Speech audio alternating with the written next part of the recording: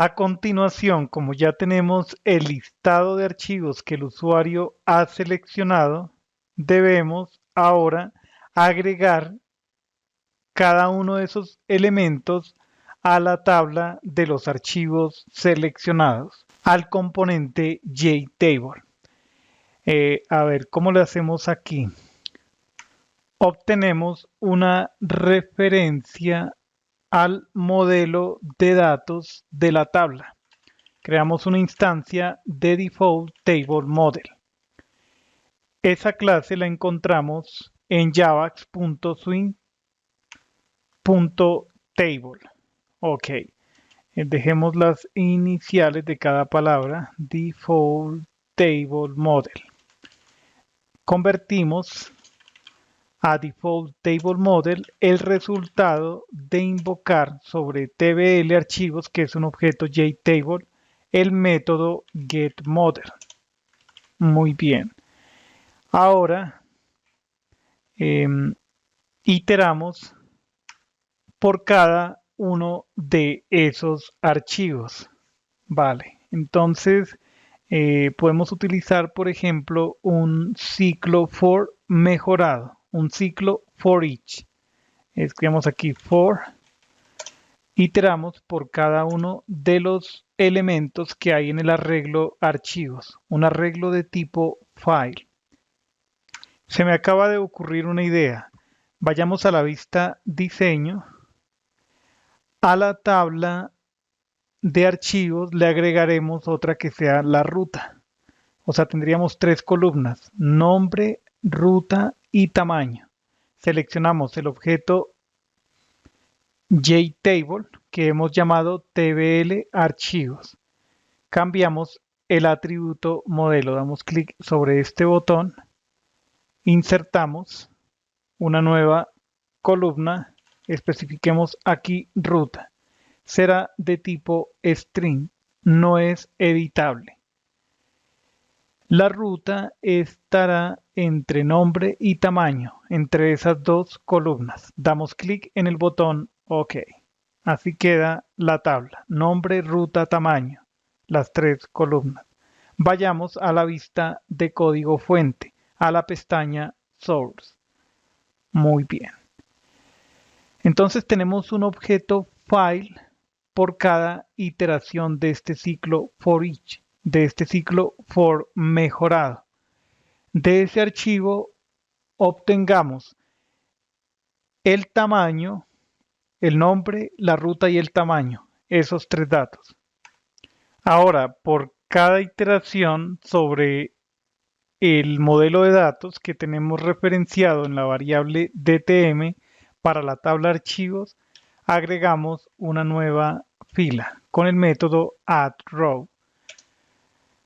Como argumento especificaremos este objeto, este arreglo de tipo object.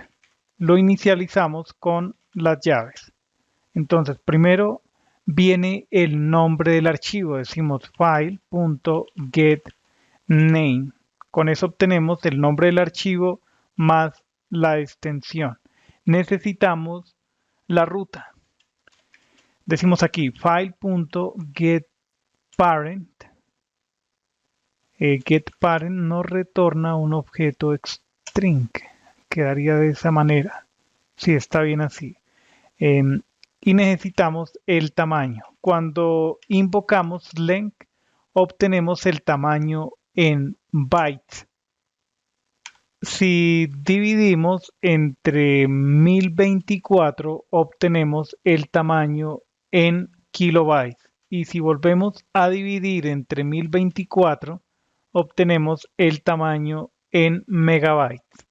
Entonces aquí coloquemos esto como un número, como una literal de punto flotante. Así está bien. Por precedencia de operadores, primero se realiza esta división, la cantidad de bytes entre 1024.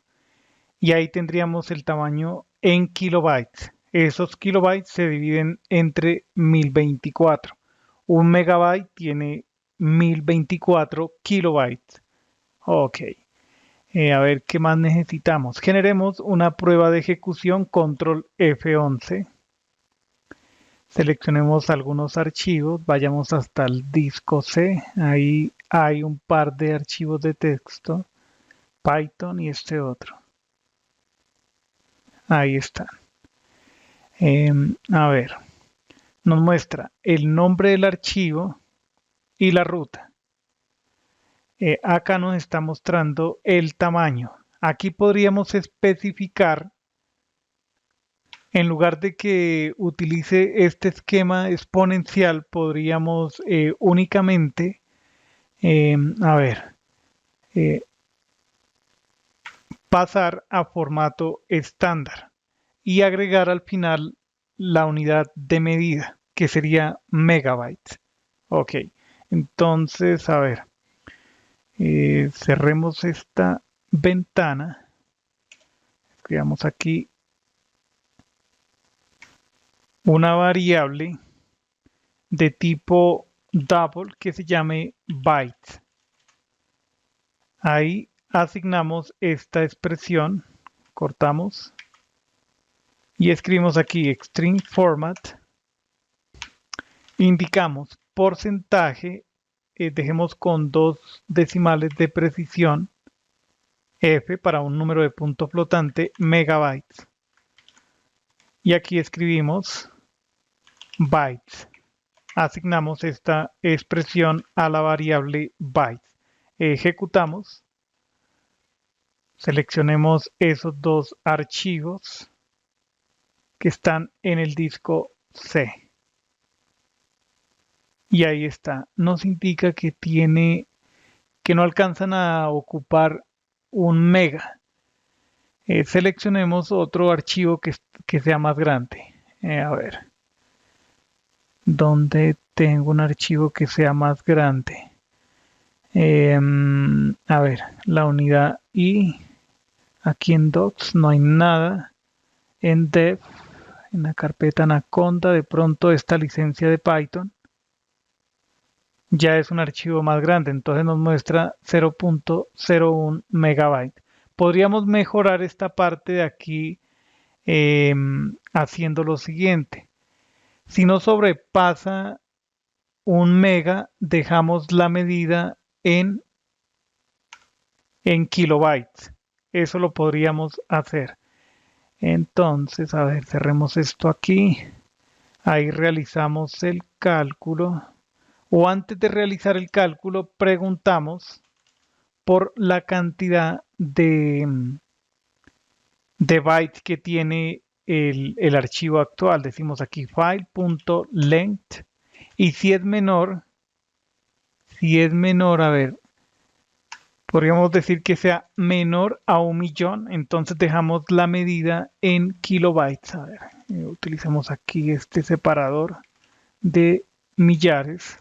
Si es menor a 1.000.000, realizamos tal operación. En caso contrario, realizamos otra operación.